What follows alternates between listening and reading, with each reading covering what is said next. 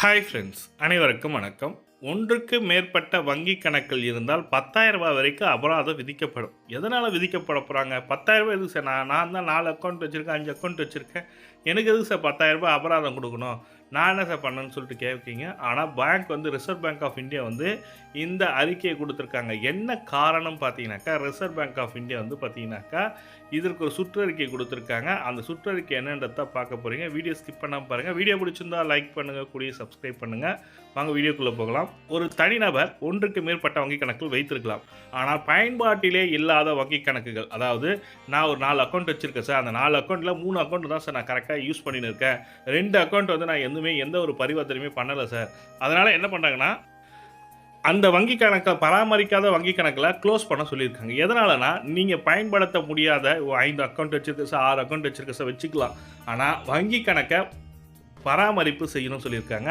உங்கள் பேரில் எத்தனை வங்கி கணக்கு இருக்கோ அந்த வங்கி கணக்குகளை பராமரிப்பு செய்யாமல் இருப்பது மட்டுமல்லாமல் அதற்கு ஃபைன் போடுவாங்க. ஃபைன் போட்டாக்கா அந்த அமௌண்ட்டை கட்டுற மாதிரி இருக்கும். அது மட்டும் அல்லாமல் அந்த வங்கி கணக்கில் முறைகேடான பரிவர்த்தனைகள் நடைபெற்றால் அவர்களுக்கு ரூ. 10,000 வரைக்கும் அபராதம் நடைபெறும் சொல்லி கொடுத்துருக்காங்க. முறைகேடான ஸ்கேம் நடக்கிறாங்களே, ஸ்கேமுக்கு பார்த்தீங்கன்னாக்கா வங்கி கணக்கு செயல்படாத வங்கி கணக்கில் யூஸ் பண்ணிக்கிறாங்கன்ற மாதிரி சொல்லியிருக்காங்க. அதனால் நீங்கள் முறைகேடாக நடைபெறுவதற்கு முன்னதாக உங்கள் வங்கி கணக்கை செயல்படுத்தாத வங்கி கணக்குகளை ரிசர்வ் பேங்க் இந்தியா என்ன சொல்லியிருக்குன்னா, க்ளோஸ் பண்ணிவிடுங்க. அந்த அக்கௌண்ட்டை க்ளோஸ் பண்ணிவிடுங்க. அப்போ தான் உங்களுக்கு எந்த ஒரு ஃபேக் டிரான்சாக்ஷன் நடக்காது. அதனால் ரூ. 10,000 அபராதத்தில் தவிர்க்கலாம். அதுவும் இல்லாத ரிசர்வ் பேங்க் ஆஃப் இந்தியா என்ன சொல்லியிருக்காங்கன்னா, குறைஞ்சபட்சம் 1 வருஷம் 2 வருஷம் பயன்படுத்தாத வங்கி கணக்கில் டிமேட் அக்கௌண்ட், டிராஃப்ட் அக்கௌண்ட் சொல்லியிருக்காங்க. அதாவது அந்த வங்கி கணக்கு செயல் இல்லாத அக்கௌண்ட்டை க்ளோஸ் பண்ண சொல்லியிருக்காங்க. அதுக்கு சுற்றறிக்கை லெட்டர் உங்கள் வீட்டுக்கு வந்திருக்கும். இது மாதிரி நீங்கள் பயன்படுத்தலை, இந்த வங்கி கணக்கை நாங்கள் க்ளோஸ் பண்ண போகிறோம், கூடிய விரைவில் வங்கியை பார்த்து இந்த அக்கௌண்ட்டை ஆக்டிவேட் பண்ணுங்கள் சொல்லி மெசேஜ் வந்திருக்கும்.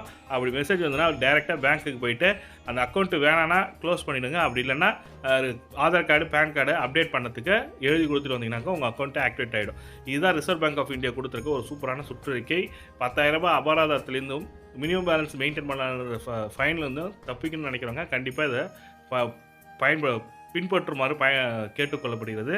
இந்த தகவல் தான் உங்களுக்கு ஷேர் பண்ண நினச்சேன். இந்த வீடியோ பிடிச்சிருந்தால் லைக் பண்ணுங்கள், கூடிய சப்ஸ்கிரைப் பண்ணுங்கள். தேங்க்யூ.